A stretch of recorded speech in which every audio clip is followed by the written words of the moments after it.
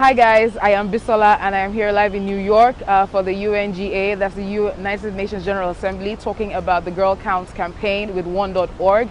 Yes, if you watch Big Brother Naija, you know that this was a task that I won so that we could create awareness as to why it is important to send the girl child to school. Globally, we have 130 million girls out of school, and in Africa, 51 million. I'm standing right underneath the Nigerian flag. You can see it up there. Nigerians, please post your videos. Let's send the girl child to school. Only 3% complete secondary school in Northeast Nigeria. So let's create awareness. I will be giving you updates. There's going to be like a mini vlog of everything that's happening here during my stay in New York. So stay tuned and let's be part of this journey together. One.org. One. On behalf of the General Assembly, I have the honor to welcome to the United Nations His Excellency MUHAMMADU BUHARI, President of the Federal Republic of Nigeria, and to invite him to address the Assembly.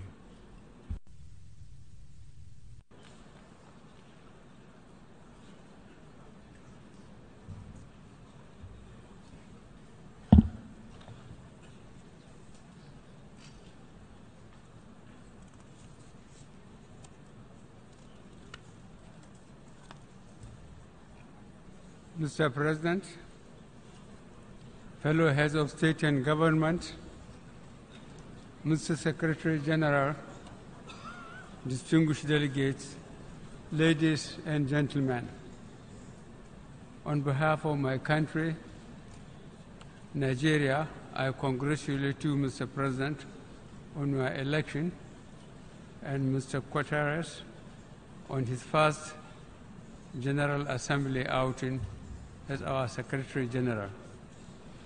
I assure you both of my country's solidarity and cooperation.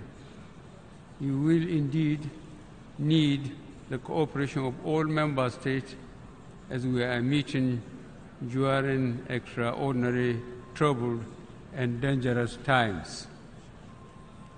Let me also thank former Secretary General Mr. Ban Ki-moon for his service to the United Nations and wish him peaceful retirement. Mr. President, the previous year has witnessed many far-reaching developments. Some of the most significant events include the Iran nuclear deal, the Paris Climate Change Agreement, and of grave concern, the North Korean nuclear crisis. Mr. President, I must also commend the United Nations' role in helping to settle thousands of innocent civilians caught in the conflicts in Syria, Iraq, and Afghanistan. In particular, we must collectively thank the government of the Federal Republic of Germany under the commendable leadership of Chancellor Angela Merkel and the governments of Italy, Greece, and Turkey for assisting hundreds of thousands of refugees. In an exemplary show of solidarity, the international community came together within my own region to assist the countries and communities in the Sahel and the Lake Chad regions to contain the threat posed by Al-Qaeda and Boko Haram. We thank the Security Council for visiting the countries of Lake Chad Basin to assess the security situation and humanitarian needs, and for pledging assistance to rebuild lives and livelihoods. Indeed, in Nigeria, we are providing relief and humanitarian assistance to millions in internally displaced camps and those afflicted by terrorism, drought, floods, and other natural disasters.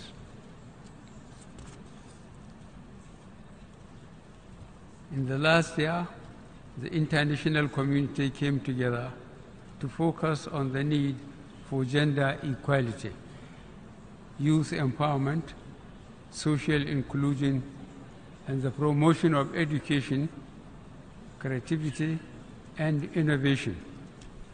The frontiers of good governance, democracy, including holding free and fair elections, and the enthronement of the rule of law are expanding everywhere, especially in Africa. Our faith in democracy remains firm and unshaken. Our regional organization, ECOWAS, came together to uphold democratic principles in the Gambia as we had done previously in Côte d'Ivoire.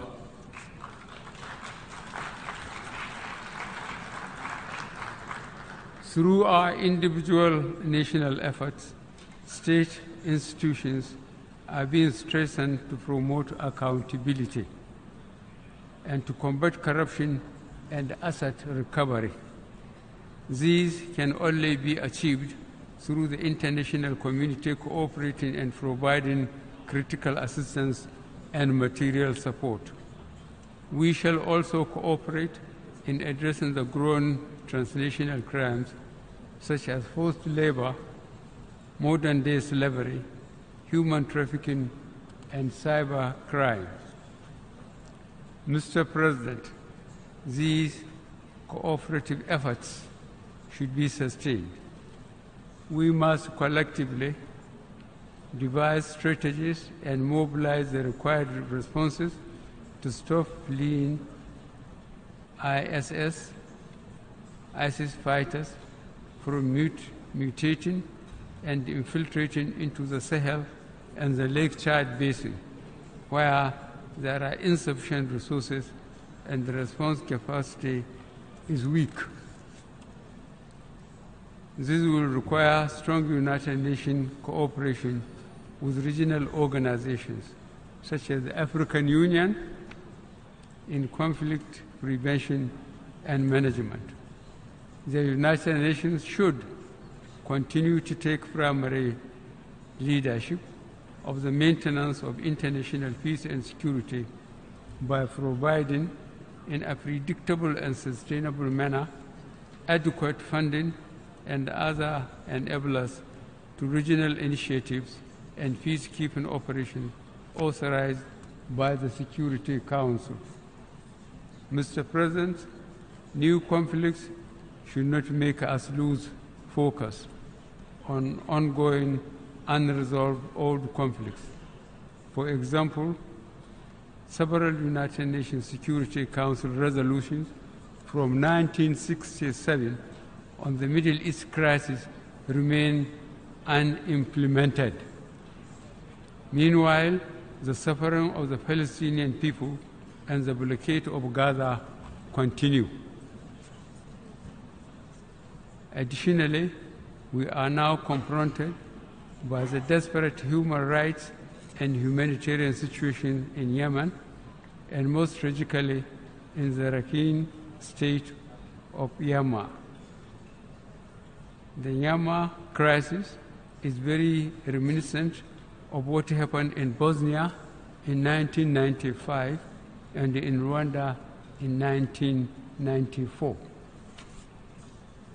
The international community cannot remain silent and not condemn the horrendous suffering caused by what, from all indications, is a state-backed program of brutal depopulation of the Rohingya inhabited areas in Myanmar on the basis of ethnicity and religion.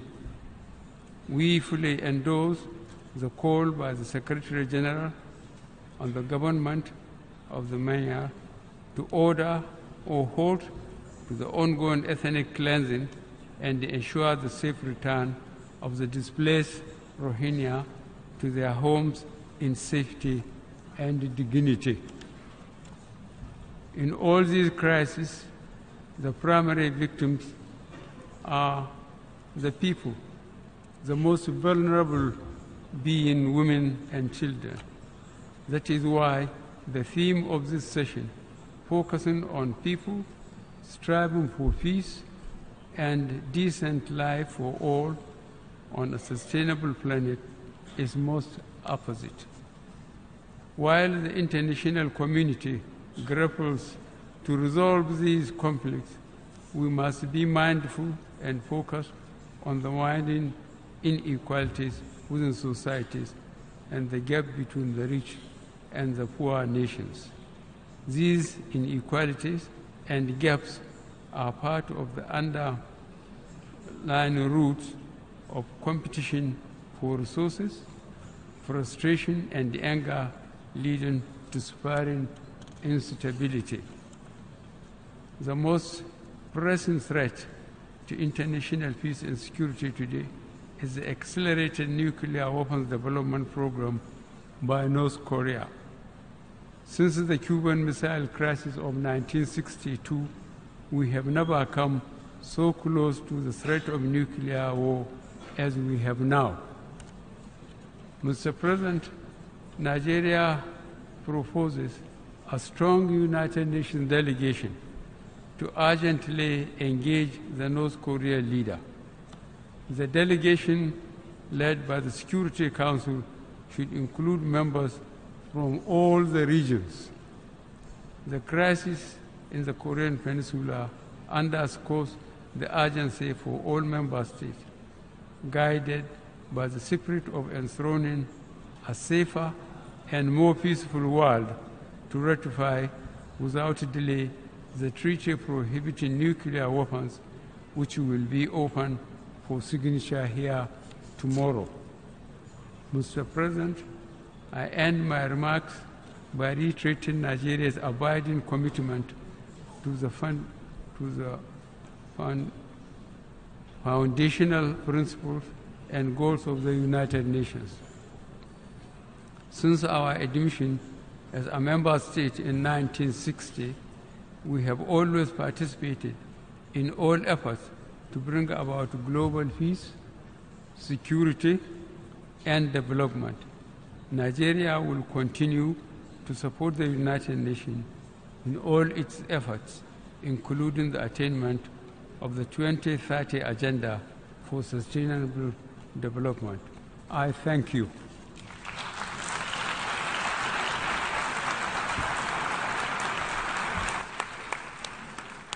On behalf of the General Assembly, I wish to thank the President of the Federal Republic of Nigeria for the statement just made.